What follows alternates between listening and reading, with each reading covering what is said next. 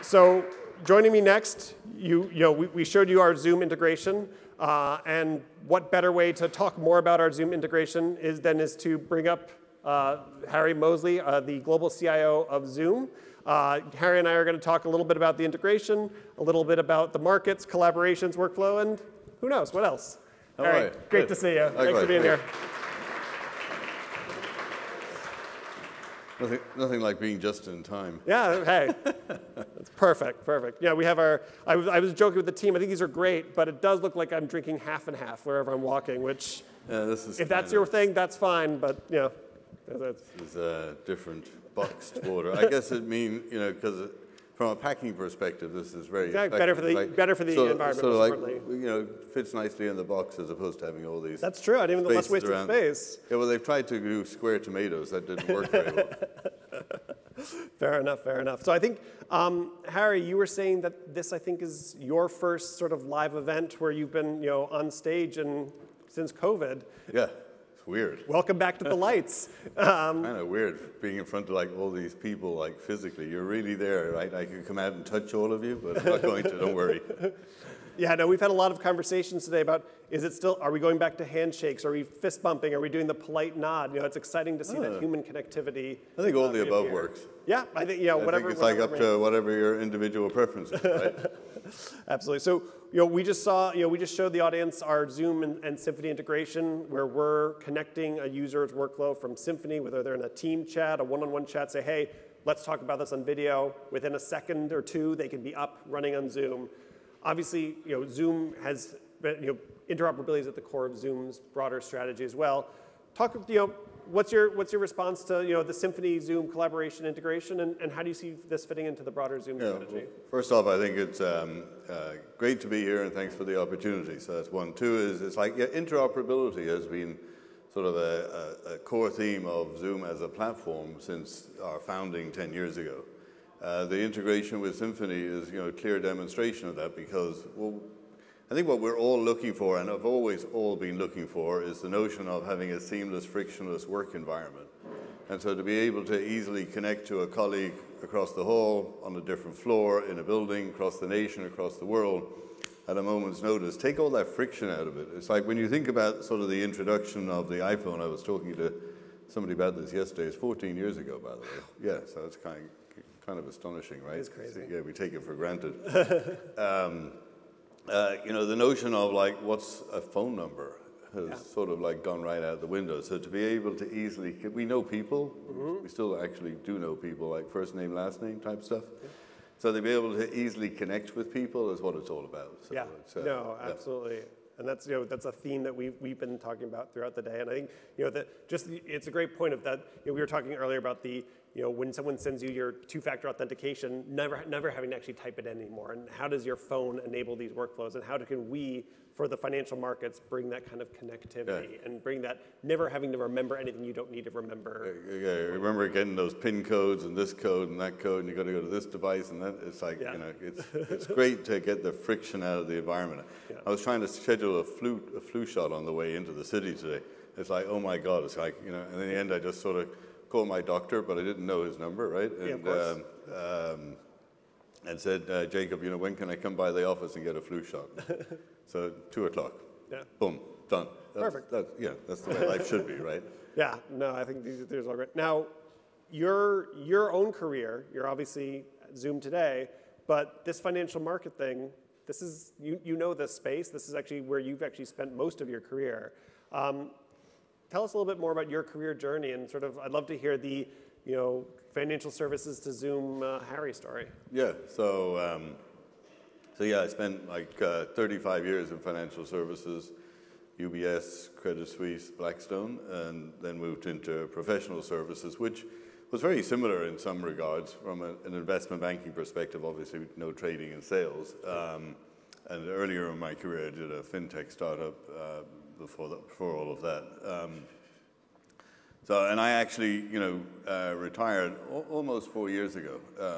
How's that going for you? Yeah. I always remember being interviewed at Forbes, and so we did this, like, well, here's all the questions we're going to go through, boom, boom, boom, and And then we sort of do the fireside chat thing, and I'm getting introduced, and I'm announced as I had a big failure in my life. And I'm like, well, we never discussed this. What's that about?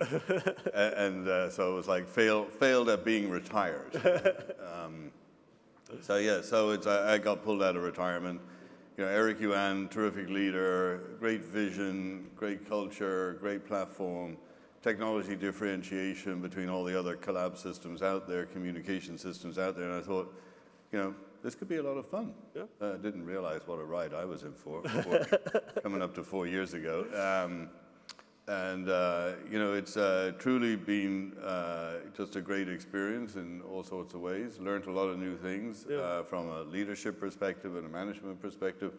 When I joined Zoom, we were 800 plus employees, and as of Q2, which was July 31st, we were north of 5,700. So it's quite fascinating to get on a call with internal colleagues, and like every time it's like there's new faces popping up. I think that should be a feature. It's kind of like I'm a newbie for like your first 30 days or something. Custom background for exactly. Joiners. Well, we do have custom backgrounds. I'm finally a Zoomie type of thing. Excellent. Now, and how have you, having spent 35 years in financial services, professional services, into Zoom, what's that been like in terms of how you've had to change, how you had to interact and operate differently between the two worlds? Yeah, so clearly this was a startup world, and I remember having a conversation with Eric probably about a year and a half, 2 years ago now, and we were discussing a problem, and we have a very simple philosophy at Zoom. It's called sort of problem, root cause, solution. How many times in our lives have we gone from problem to solution without sort of really understanding the root cause? And so we were having a chat about this one day, literally, I shouldn't say chat, I should say we were having a conversation, verbal conversation. And we were talking about this problem, and he's like, well, why hasn't it been fixed? And it's like, well, I tried, and sort of my attitude is when things are out of my control, I'll sort of gently push on it and then back off. Because you don't want to sort of create that, what's the word I'm looking for, that tension between sort of a peer and yourself, right? So I backed off, and he said, well, why did you back off? And I said, because I didn't want to create an enemy out of this colleague. And he said, well, why not? It's like it was the right thing to do. And I said, yeah. And then the subject came up, well, it was political. Yeah. And then Eric said something that has stuck with me, which is there are companies where you have a CEO, and there are companies where you have a CEO and a founder. And when there's a company that's being led by a CEO and founder, there are no politics. And Eric's perspective is like everybody at Zoom wakes up with one goal, one objective, move the company forward, do great things for our clients, do great things for our employees, do great things for our investors, and that's it. No one wakes up to deliberately do bad things. Yeah. And so I thought it's very refreshing to be working with someone like that. Yeah. After, because we all know, financial services is, it was wonderful. I really enjoyed the firms. I really enjoyed the people I work with. It was absolutely fantastic. And if I had, if I ever had an opportunity to go do a do-over, I wouldn't change that much, to be honest. It was fantastic. No, but there's a lot of sort of lessons to be learned in working in a startup. Sure, and for my own career, I've seen a little bit of all of that. Both the sort of pyramid founder culture as well as the consensus-driven culture. And I think what we're trying to drive at Symphony with my team and with many of the other teams is sort of this creative collaboration, but driven by a little bit of tension. Not everyone's going to have the same opinion all the time. There isn't often a clear right answer. So how do we ensure, and especially both remote and in person, how do we ensure that we're driving, every voice is heard, that we're having these creative debates, we're having them transparently, and we're driving forward. And then when we come to sort of that approach, it's a handshake around the table, and then we all go and sort of one team, one dream. No, I think you're absolutely right. It's like there's never one right answer. Yeah. But it's important to have the discussion, and it's important to reach agreement, and then important that we all sort of join forces and go forward together as one. Yeah, no, we had a conversation recently about a new strategy, and I actually reserved 20 minutes of the agenda just because I wanted to get everyone around the table to put the answer in their words, and just being able to sort of state the approach in your words makes you an owner of that. Yeah. And I think in this world of systems, directions, being able to own your voice and own that direction is so critical. Yeah, absolutely. Move forward. Yeah. Now, we're going to talk a lot about financial services today because, Symphony, that's what we do. And what you do, right? Yeah. Zoom's obviously a huge company, have gotten amazing growth, and you have your broader capabilities. You obviously service our end users. You service industries. How do you change what Zoom does for our sector, this sector, the financial markets, and how do you think about your product, your strategy in our space versus the broader market? Yeah, so financial services, I'm sure I got many clients in this room here tonight. Well, not tonight, this afternoon, I guess. I think so. Yeah. There are people watching at night, so it's okay. That's okay. Yeah, good. So many clients here, and so financial services is very critical to us, and it's a big industry that we focus on, not just investment banks, but you got private equity, you got hedge funds, and you got all the services that feed into that ecosystem, so to speak. So we've got our firewalls, we've got our firewall rules, we've got our security posture, we've got our integration for e-discovery products and things of that nature. So very focused on the financial services market. Yeah. And providing them with the necessary components, if you will, and features that are necessary in financial services. Yeah.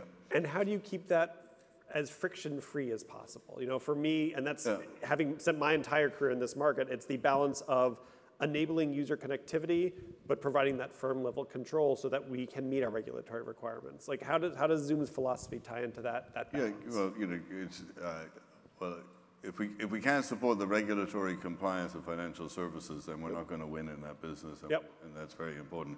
One of the things that we've done is set up what we call a financial services industry council.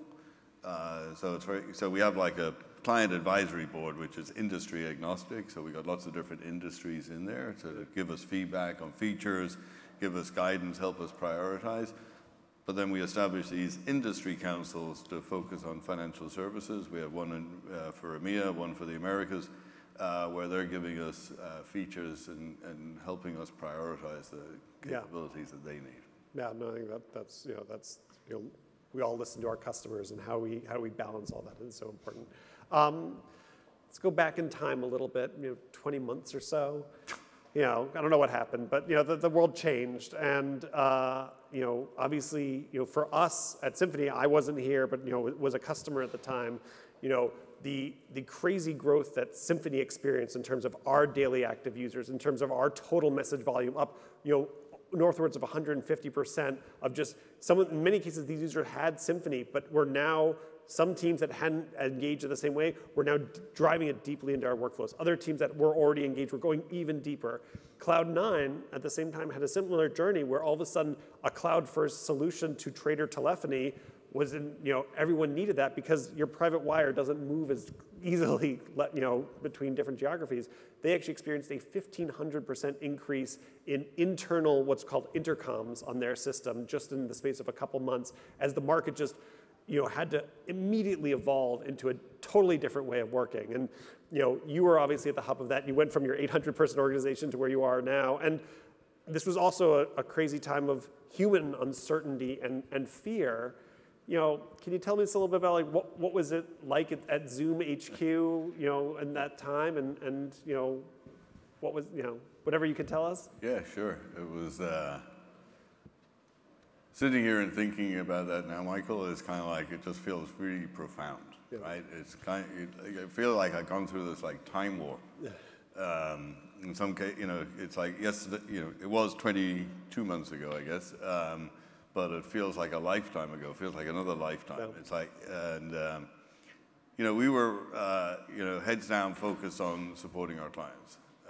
nothing got in the way of supporting the clients. It's kind of like the whole sort of rule book was thrown out the window. The processes weren't followed because we just wanted to support our clients, literally around the world. And whatever it took, it was kind of crazy. You wake up in the morning and you'd have this like inbox of requests, external inbox of like requests, can you help me with this, can you help me with that, from church services to family events to, we need another, 25,000 licenses like now.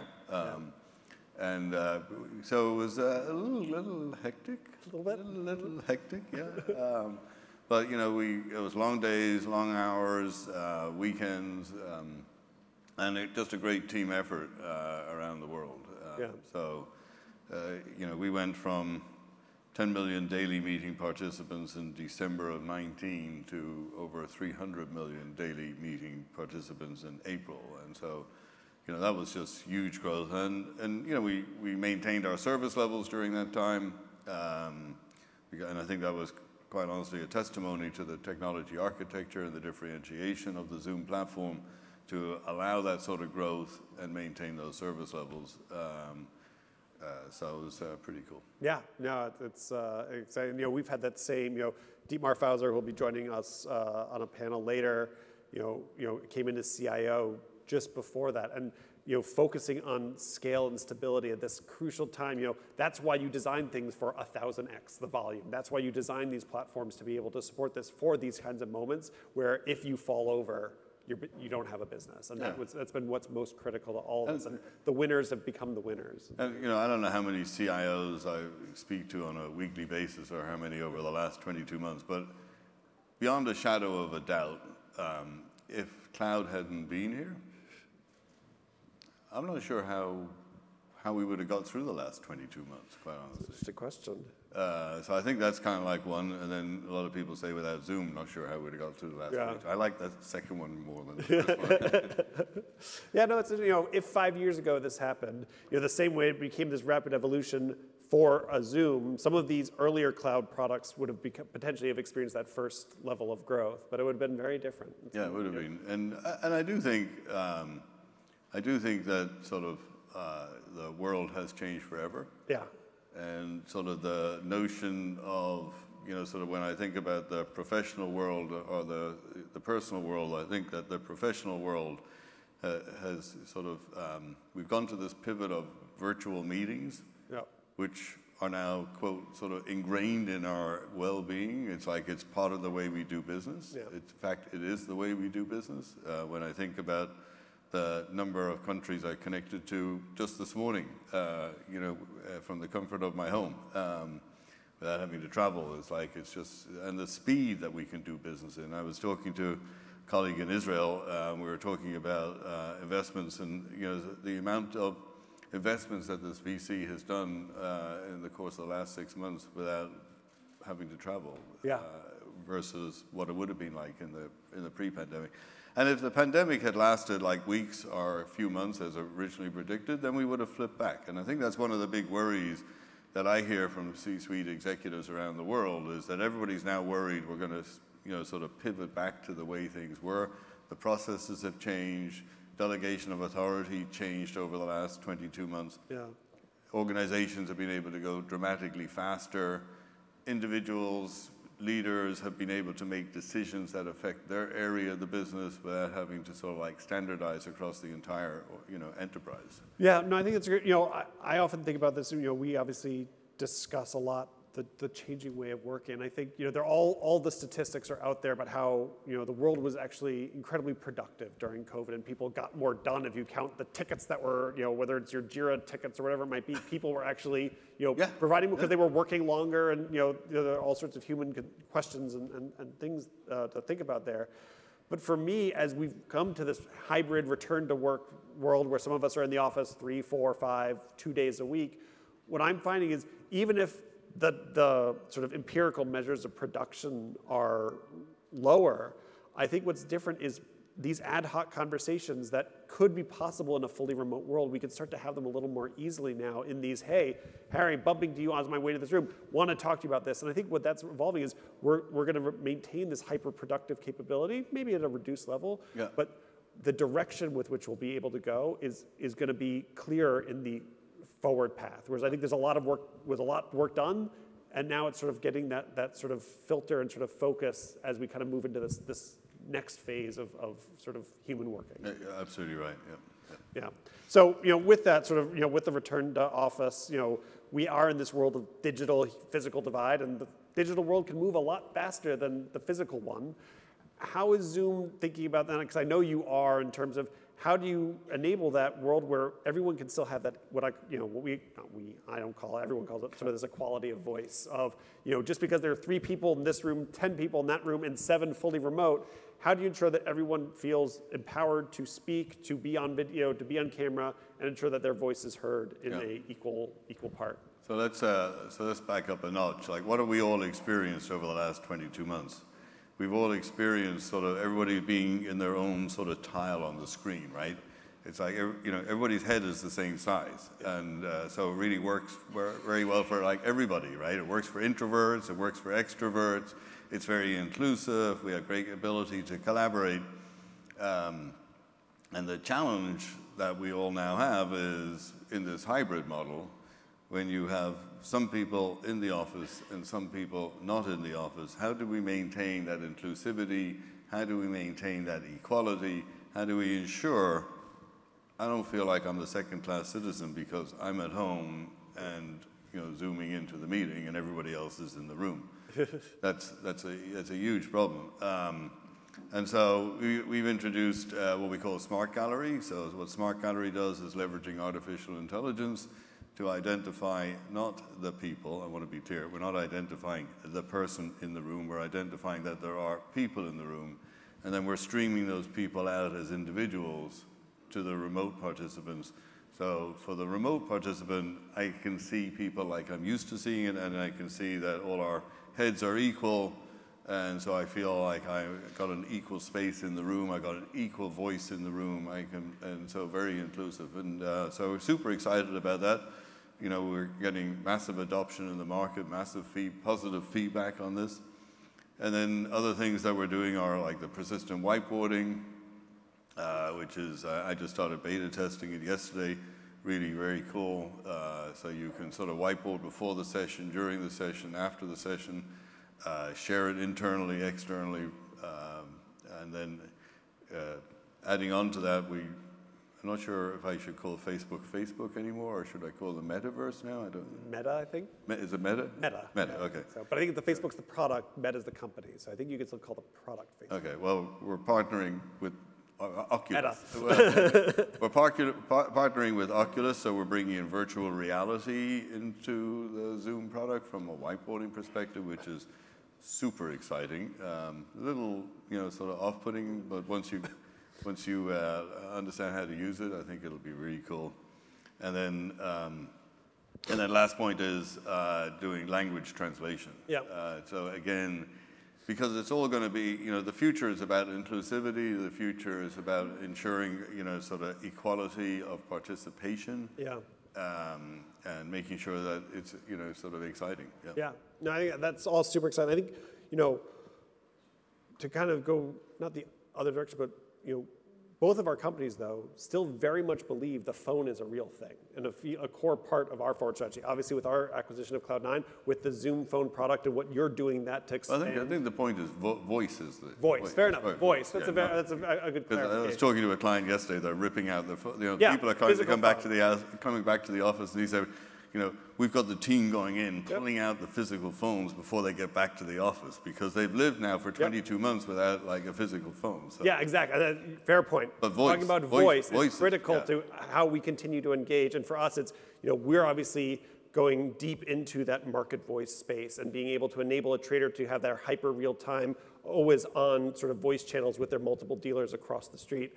How do you see voice kind of playing into your forward strategy? And voice is a huge part of our platform. I mean, it has been, sort of for the last 2.5 years. We introduced our Zoom phone product in January of 2019, and sort of 2.5 years into that, deployed to a couple of million seats around the world. So voice is very critical, and we get lots of positive feedback on that. And I think it was Andreessen who coined the phrase, so software is eating the world, right? Yeah.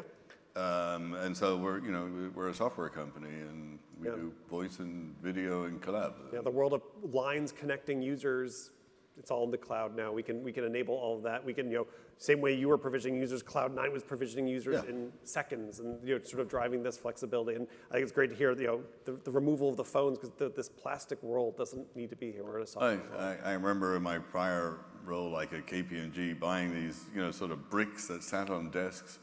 And I remember arguing with people like, why are we buying these bricks? We should be moving to a soft phone environment. These are assets that are costing us, millions, putting them out on all these desks, so that it's just a depreciating asset. That's the only thing that's happening to it. Yeah, no, absolutely. Yeah. So closing this out, Brad spoke at the beginning of the session about cycles and systems, and I happen to be a big fan of an evolutionary biology theory called punctuated equilibrium.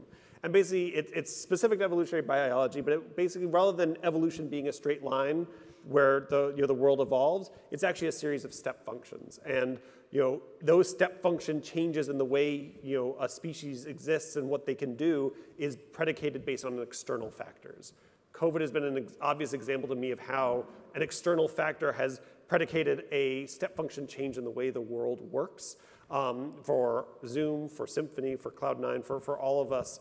But I think, for me, where do you think, where are we in that step function in your view? Are we at the top? Are we still going up? Are we starting to flatten out? And where do you see that kind of the shape of that step function going forward? Yeah, it's a great question, and it's been a giant step over the last 22 minutes. Like we just went zoop. Yeah, it made MiFID look like a little thing, and now.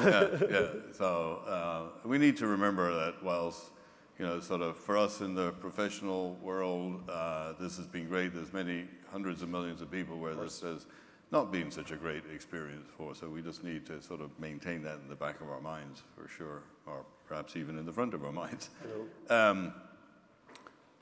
I think the future is super exciting. I really do. It's like, when I think about sort of artificial intelligence, or as somebody told me last week, we shouldn't really call it artificial intelligence. We should call it augmented intelligence.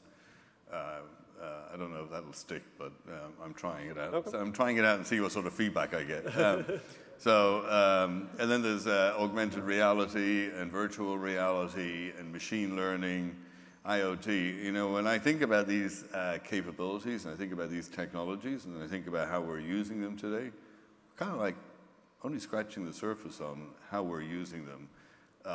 And so from a step function, I think we're going to see massive adoption of these technologies over the course of the next few, 2 to 3 years, which will, radically change how we work, how we play, how we socialize, how we connect with people. And I recognize where I am in my career. I wish I was like 20 years earlier in my career, quite honestly. So because I can have so much fun with this stuff. Yeah, it's fun. It really is. It's like, when I think about sort of the, going back to what I said a moment ago, it's like, in the Uber trying to schedule a flu shot. Why can't I just say schedule a flu shot? Yeah. Right? It knows everything about me. It knows who I am. It's like, it knows where I am. It knows where I live. It's like, it knows my calendar. It's like, wouldn't that be cool? Yeah, it would be. Yeah. Well. Let's get there for our financial services market. Well, we're almost there. But Harry, thank you so much for joining us today. It's been a great chat with you, and I look forward to Zoom and Symphony continuing to work together. Yeah, thank you for the opportunity, and happy for the partnership, and whatever we can do to accelerate together, let's do it. It's like it's the notion of 1 + 1 is not 2, it's 3, right? Exactly. Yeah, More to come. All right.